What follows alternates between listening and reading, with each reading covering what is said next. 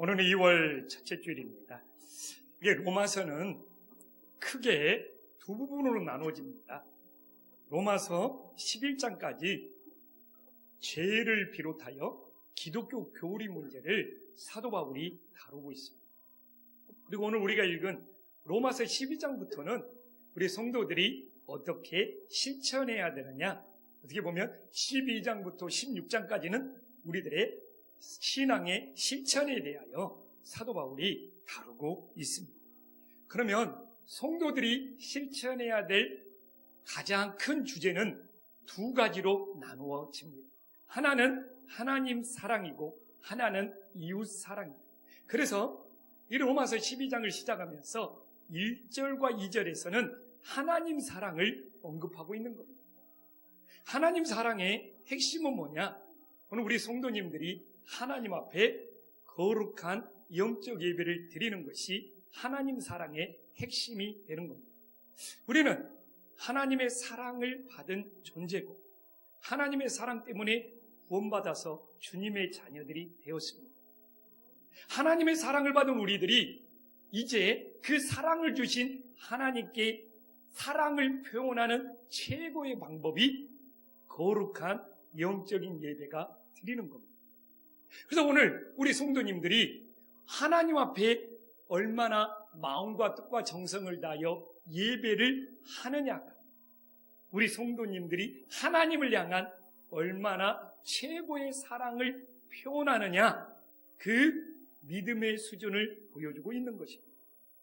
우리는 하나님께 얼마나 큰 사랑을 받았습니까?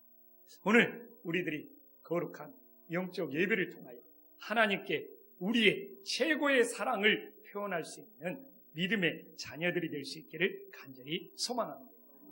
또한 하나님 사랑과 함께 또 하나는 이웃 사랑입니다. 그래서 오늘 우리가 읽었던 3절부터는 이웃 사랑에 대해서 사도 바울이 다루고 있습니다. 근데 이웃 사랑의 핵심은 뭐냐? 우리가 읽은 5절을 보면 알겠지만 이 5절에 뭐라고 나와 있습니까? 바로 지체의식이 이웃 사랑의 핵심이 된다는 겁니다. 하나님 사랑의 핵심은 거룩한 예배라면 이웃 사랑의 핵심은 지체의식이 있어야 한다는 겁니다. 그래서 이웃을 진심으로 사랑하는 마음은 지체의식을 통하여 베푸는 사랑이 진짜 사랑이 되고, 만약 지체의식이 없다면 이웃에게 베푸는 것이 잘못하면 외식으로 흐를 수 있다는 것을 우리들에게 보여주고 있습니다. 그래서 저는 오늘 이 이웃사랑의 핵심인 이 지체의식이 무엇이냐, 과연 나는 신앙생활을 하면서 이 교회에서 예수님의 몸된 교회의 지체의식을 가지고 있는지, 여기서부터 이웃사랑이 출발하기 때문에 우리 자신의 지체의식의 신앙의 깊이가 어느 정도인지 깨닫고 우리들이 모두 다 하나님 안에서 지체의식을 가지고 이웃사랑을 진짜로 실천할 수 있는 믿음의 자녀들이 될 수 있기를 간절히 소망합니다. 바울은 이 한 몸이라는 지체의식을 강조하고 있습니다. 그렇기 때문에 지체의식이 무엇인지 바르게 깨달을 때 이웃사랑도 올바르게 할 수 있는 거예요. 그러면 이 지체의식이라는 것이 과연 무엇이냐? 오늘 바울은 우리가 읽었던 본문에서 굉장히 구체적으로 말씀해주고 있습니다. 바울이 말하는 지체의식은 한 몸 한 몸, 그러니까 모든 것이 같을 것 같지만 바울의 출발은 서로의 다름을 인정할 때 오히려 한 몸이 되는 진짜 지체의식을 가질 수 있다는 겁니다. 그래서 오늘 4절에 보면 함께 읽어보겠습니다. 시작.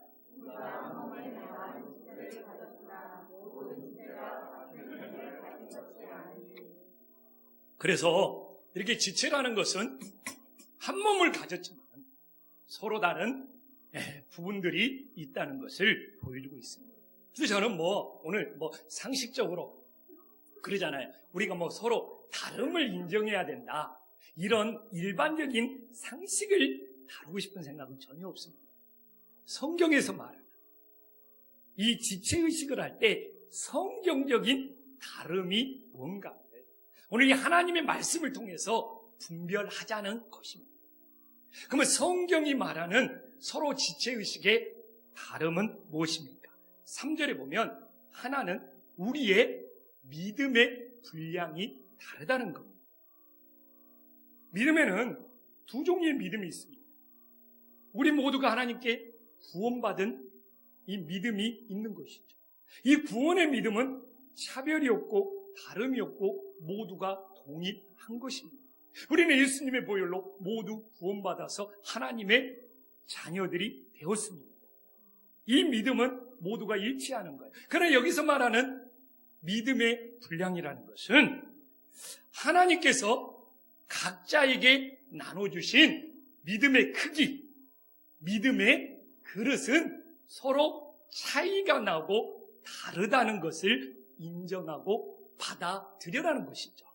그래서 우리가 모두 구원받은 믿음은 좋지만 각자 하나님을 섬기고 하나님을 봉사하는 우리 믿음의 분량, 믿음의 크기, 이 믿음의 그릇은 여기 앉아있는 모두가 서로 다르다는 겁니다. 근데 오늘 우리가 본문을 3절을 자세히 보면 이 믿음의 크기, 믿음의 그릇은 하나님께서 우리들에게 각자 나눠주신 것이라는 것입니다. 그래서 우리가 조심해야 될 것은 서로 믿음의 크기가 다 다르잖아요. 믿음의 그릇들이 다르잖아요. 그러기 때문에 다른 사람의 믿음이 이러쿵저러쿵 평가하는 것은 위험스럽다는 것이죠. 하나님이 우리들에게 나눠주시는 것. 그래서 우리가 조심해야 될 것은 다른 사람의 믿음을 비교하거나 평가하거나 그것을 가십거리로 삼는 일은 우리의 영역이 아니라는 것이죠. 왜?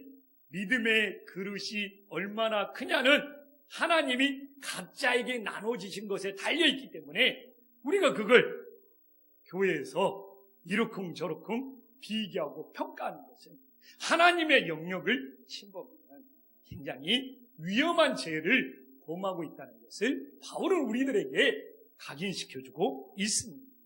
그래서 우리는 예수 안에서 구원받은 믿음은 모두 동일하지만 각자 하나님을 섬겨야 될 믿음의 그릇은 서로 차이가 있다는 것을 받아들일 때 그것이 바로 서로 한 몸을 이룰 수 있는 지체의식의 출발이 된다는 것을 꼭 기억할 수 있기를 간절히 소망합니다. 또 하나 사도 바울은 오늘 6절에 보면 뭐라고 말하고 있습니까? 서로의 은사가 다르다는 거예요. 우리에게 주신 은혜도로 받은 은사가 각각 다르니라고 말씀하고 있습니다. 그래서 제가 믿음의 분량은 뭐라고 말했습니까? 우리 신앙의 크기, 신앙의 그릇이 얼마나 크냐 이 크기를 말한다면 여기서 이 은사, 하나님이 은혜도로 받은 은사는 기능, 내가 무엇을 잘할 수 있느냐, 내가 어떤 역할을 할 수 있느냐, 기능적인 측면을 말하고 있는 것이죠. 그래서 이미 4절에서 오늘 우리가 읽었지만 한번 언급을 하고 있어요. 그래서 이미 4절을 보면 모든 지체가 같은 기능을 가진 것이 아니니, 그래서 은사가 다르다는 것은 우리의 기능이 다르고 우리의 역할이 다르다는 것을 말씀하고 있는 것이죠. 그러면 우리들이 충성된 일꾼이 되기 위해서는 이 은사의 기능과 믿음의 분량이 어떻게 되어야 돼요? 조화를 이루고 균형을 이루어야 돼요.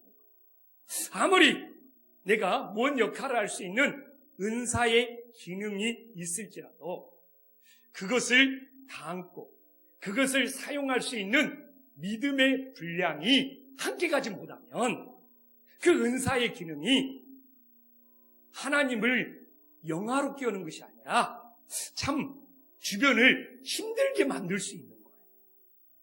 그래서 아무리 좋은 은사의 기능을 가지고 있는데 그걸 자신의 믿음의 분량만큼 잘 사용하면 하나님께 영광이 되는데 그 은사의 기능이 잘 사용될 수 있는 믿음의 분량이 따라주지가 않는 거예요.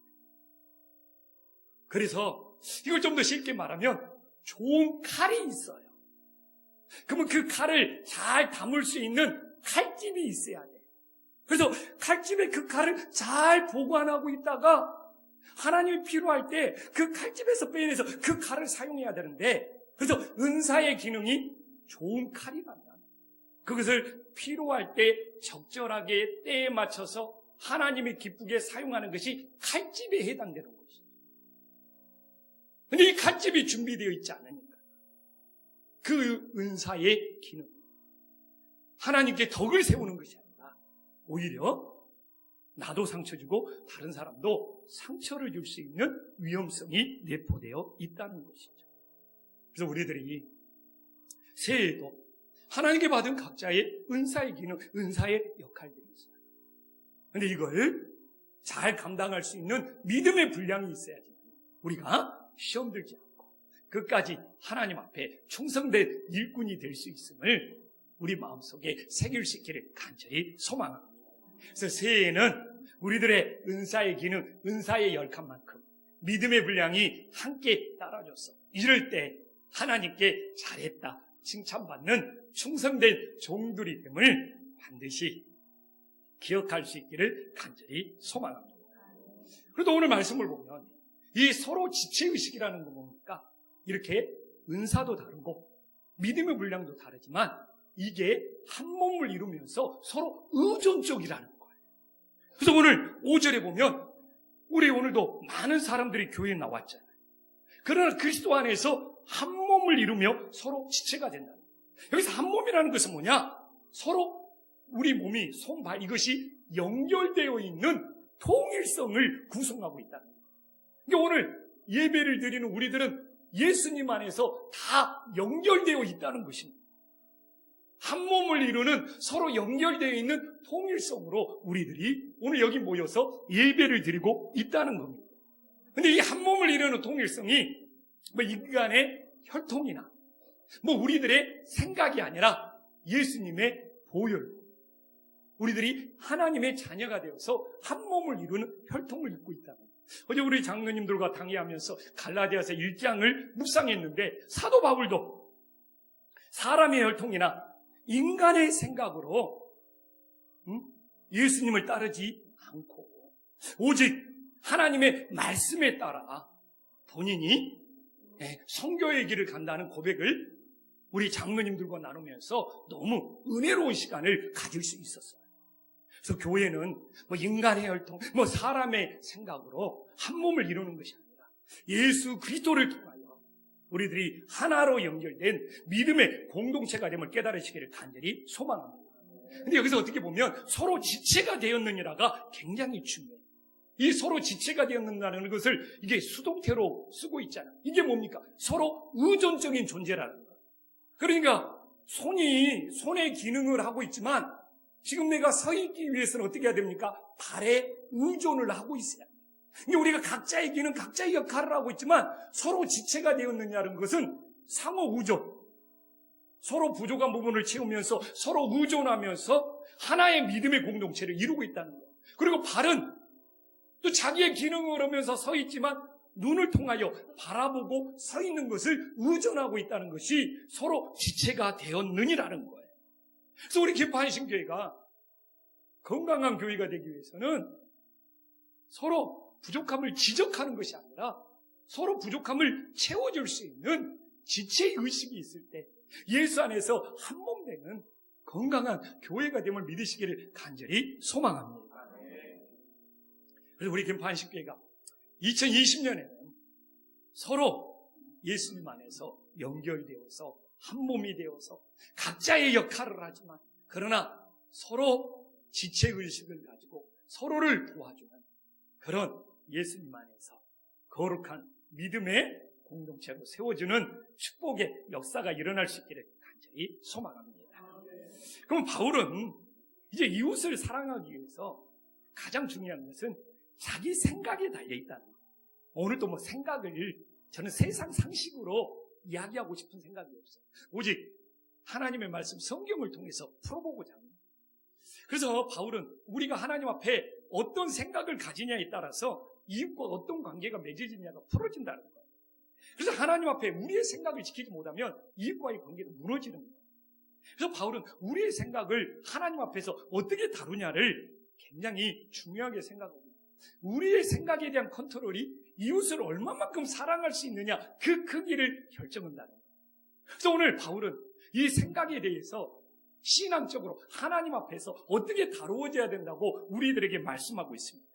첫 번째는 뭡니까? 바울은 우리의 생각을 절제해야 된다. 3절에 보면 이게 굉장히 중요한 겁니다. 3절에 뭐라고 나와 있죠? 우리의 생각을 절제하라고. 3절에 보면 마땅히 생각할 그 이상의 생각을 품지 말라고 오늘 3절에 나와 있습니다. 근데 여기서 핵심은 뭐냐? 그 이상의 생각. 이 3절에 나와 있는 그 이상의 생각은 뭡니까? 부풀려서 지나치게 생각한다는 거예요. 그래서 우리가 부풀려서 지나치게 생각하면 자신의 몸에도 해롭고 주변 사람들에게 뭡니까? 부정적인 영향을 미친다는 거예요. 그래서 신앙에서 제일 해결하는 건 뭡니까? 부풀려서 지나치게 생각을 하는 거예요. 이게 신앙의 바울은 가장 위험한 적이기 때문에 오늘 뭐라고 말합니까? 그 이상의 3절에 보면 그 이상의 생각을 품지 말고 생각의 절제를 가져라고 우리들에게 강조하고 있습니다. 근데 이 생각의 절제가 왜 중요한지 아십니까? 생각의 절제가 굉장히 중요한 거예요. 바울은 고린도전서 9장 25절에 이 생각의 절제에 대해서 우리들에게 말씀해 주고 있어요. 고린도전서 9장 25절을 한번 찾아봐서 읽어볼까요? 네. 고린도전서 9장 25절. 오늘 이걸 안 보면 오늘 말씀이 안 풀어져요. 고린도전서 9장 25절. 자, 네. 한 목소리로 읽어보겠습니다. 시작.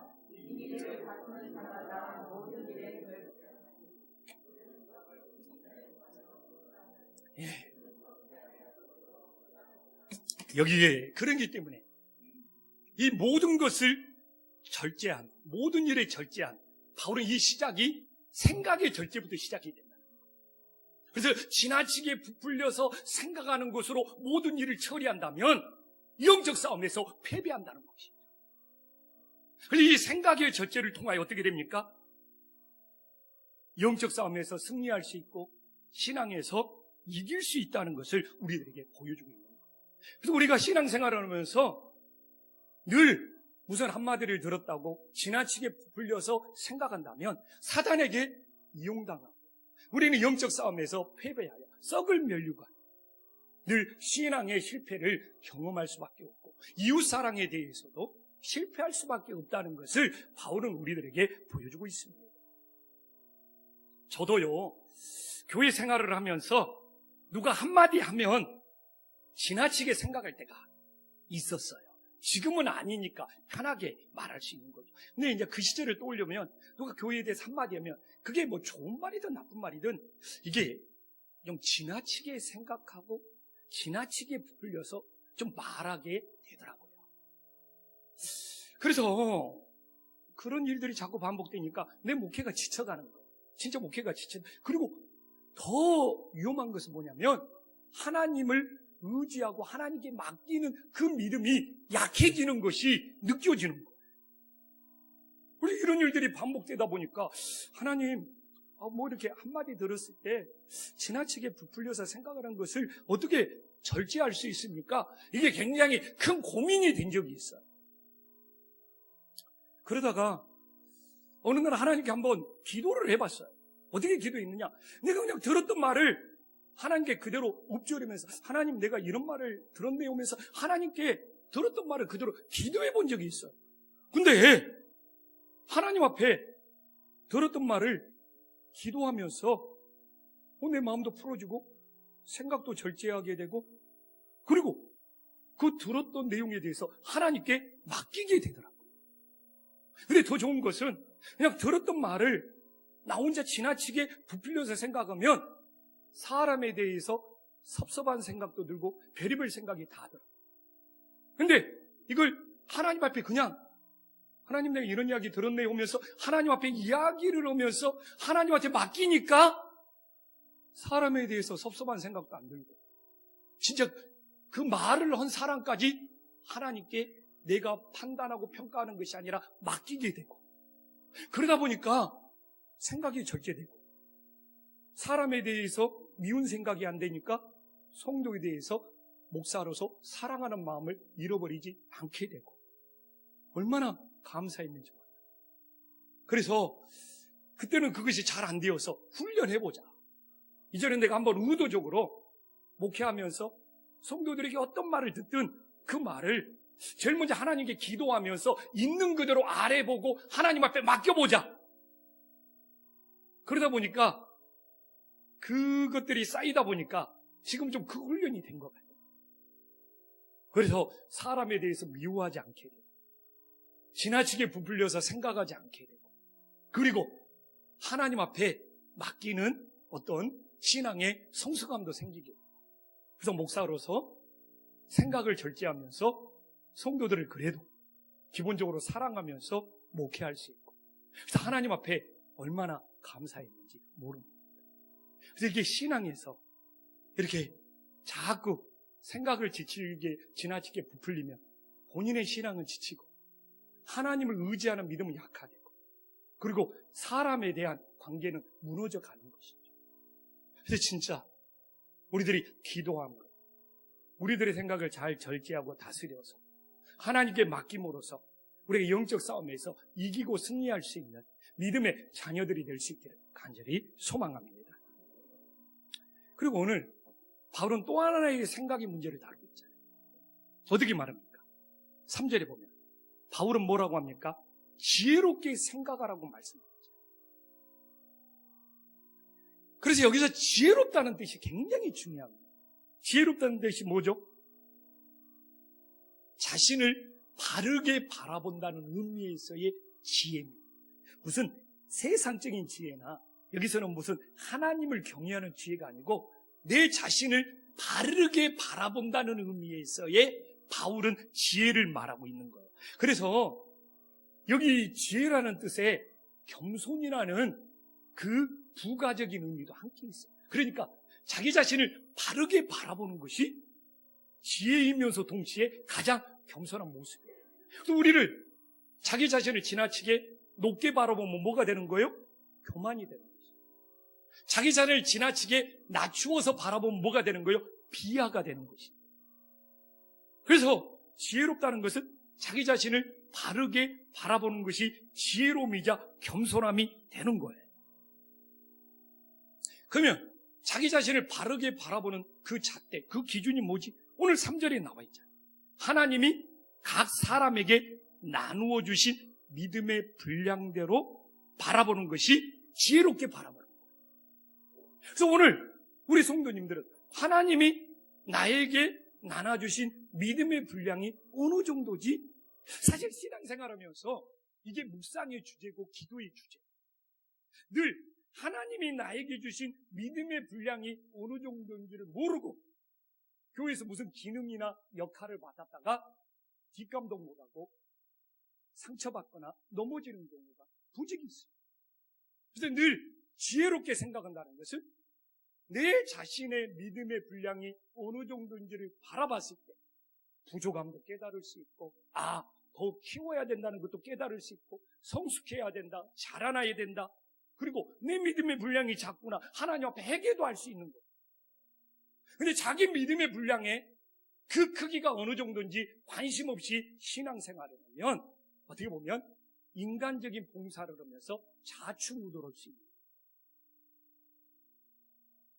근데 이제 자기 자신의 믿음의 분량이 어느 정도인지를 바라보면서 두 가지 반응이 있겠죠.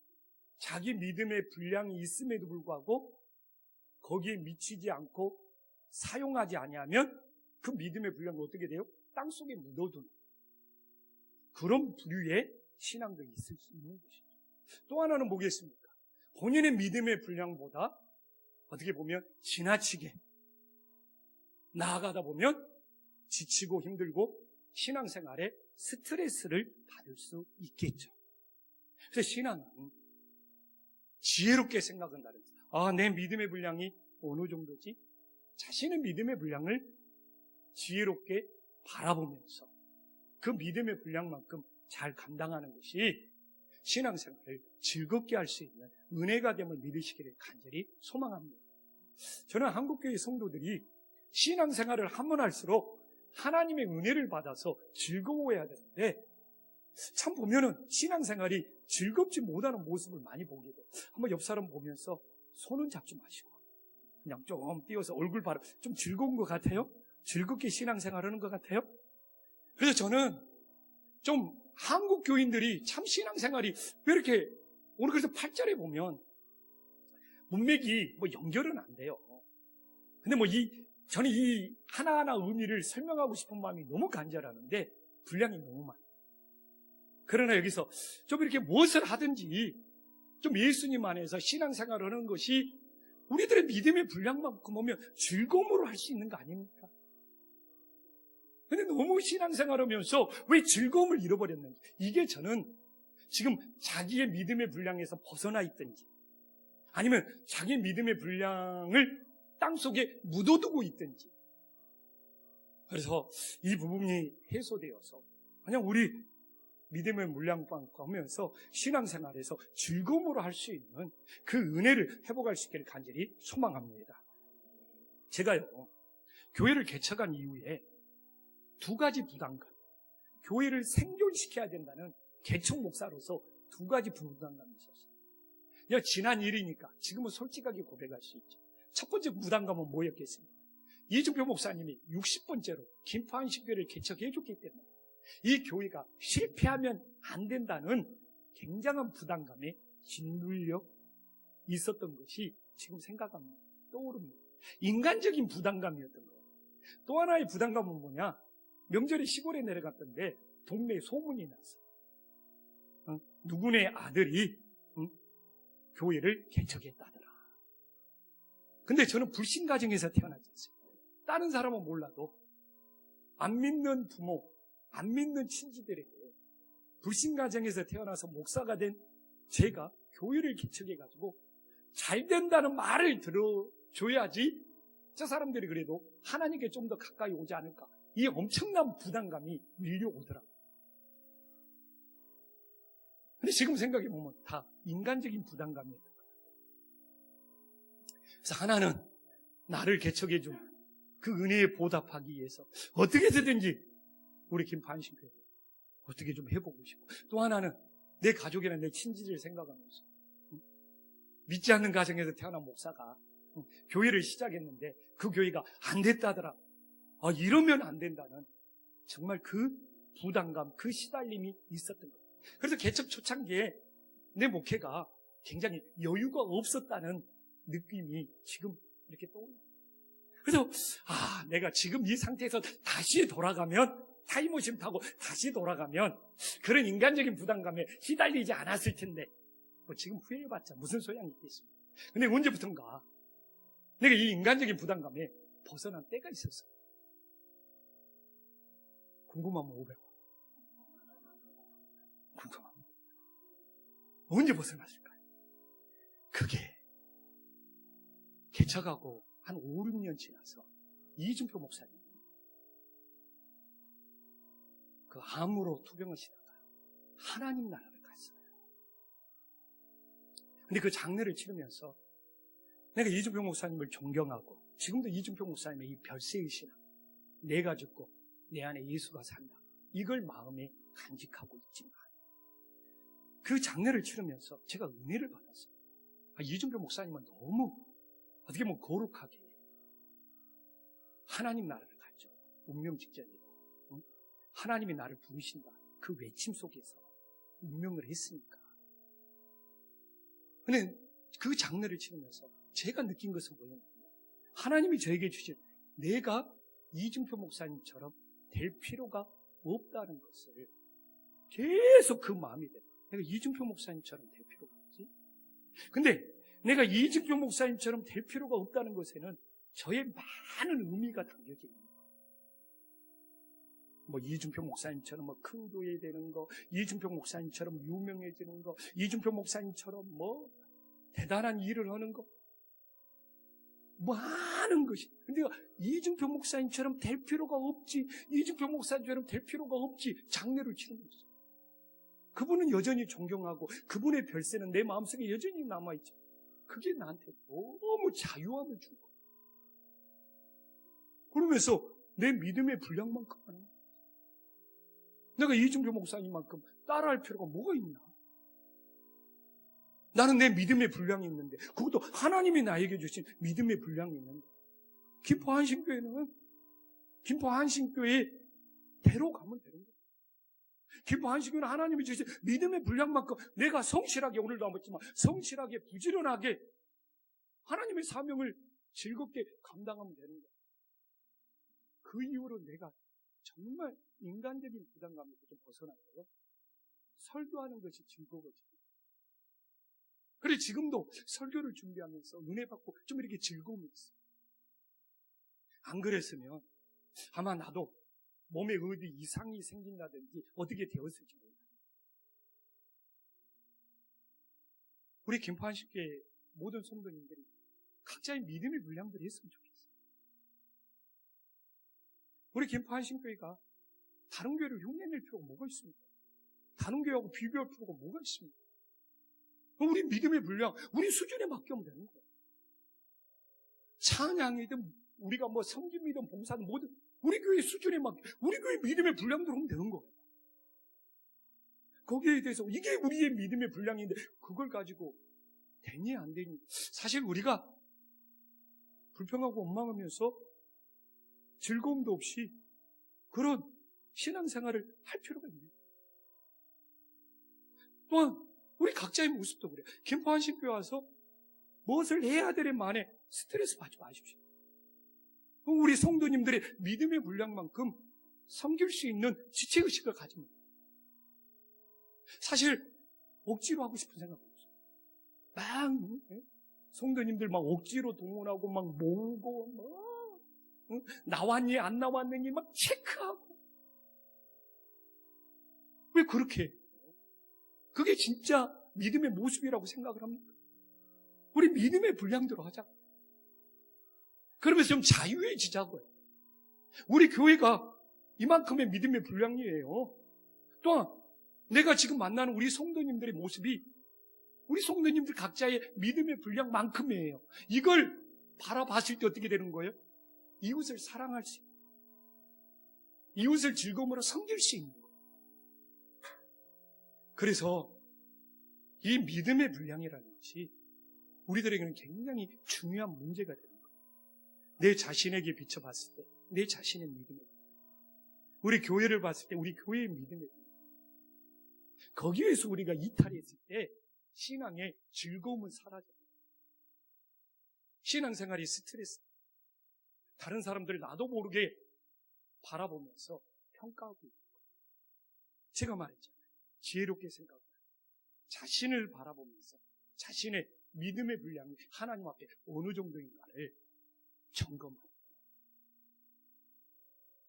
저는 2020년 하나님이 나에게 주신 믿음의 분량만큼 이 교회를 섬김으로써 저는 더 영적으로 즐거움을 누리고 싶고 그래야지만이 우리 성도님들을 더 사랑할 수 있을 겁니다. 우리 모두 예수님 안에서 한 몸된 지체다. 다 다르지만 서로의 믿음의 분량만큼 함께합니다. 모두 다 즐거움이 넘치는 하나님의 자녀들이 될 수 있기를 간절히 소망합니다. 기도하겠습니다.